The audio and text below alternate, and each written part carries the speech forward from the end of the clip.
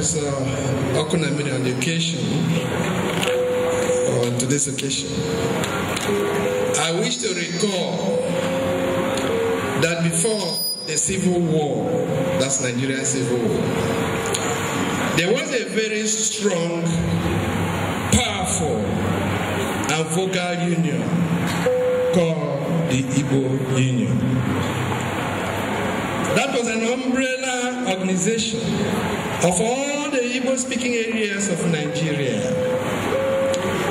The Igbos then, and even now, were and are the most visible, most significant, and most ardent believer in the concept of a united Nigeria. The Igbos are so massively scattered within the geographical confines of the Federal Republic of Nigeria, and they invested substantially in the economies and business life of other geopolitical zones. There is almost no village in Nigeria where the Igbo man does not live and contribute his quota to Nigeria's economic output. Wherever the Igbos settle, they build their own homes, believing in the adage, our old saying, that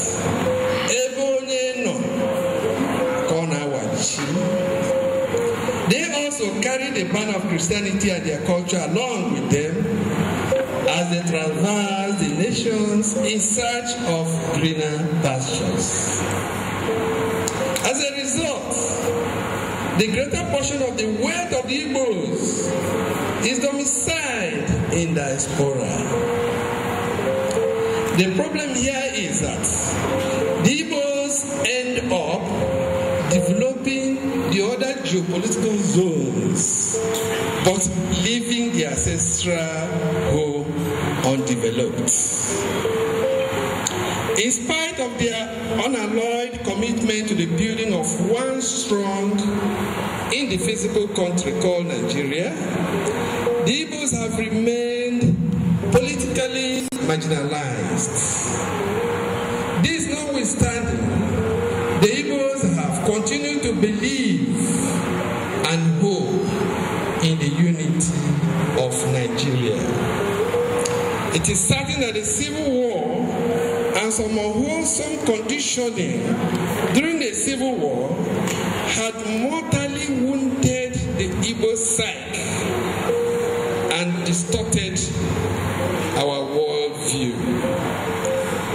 Those sterling qualities that identified us as a people of divine providence and favor are now being sacrificed on the altar of selfishness and self-aggrandizement. The Igbo World Union has therefore come to facilitate contacts and to promote cultural interaction and understanding among the Igbo. The objective of the Igbo World Union is to work for the peace and progress of Igbos and their families, wherever they live on this planet we call Earth. And that was why when Buruburu was making his speech, there was no, almost he mentioned every country of the world where you find the Igbo man. To accomplish this, the Igbo World Union shall, 1, promote the spirit of togetherness and brotherhood among the Igbos and their families through social and cultural interactions. 2, serve as the umbrella organization under which the Igbo man, woman, and even children may come together in achieving the common goal of understanding and self-help. 3, keep alive, guide us in the art of strategic thinking so as to develop a robust strategic plan for the Igbo nation. Something has to happen, and that must be very urgent, to protect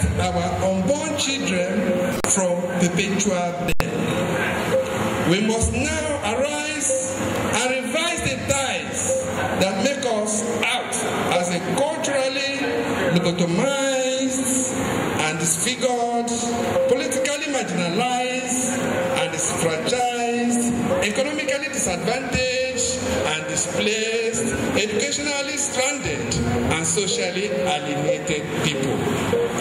We need committed leaders to show us the way. Buruburu, you have heard what I said.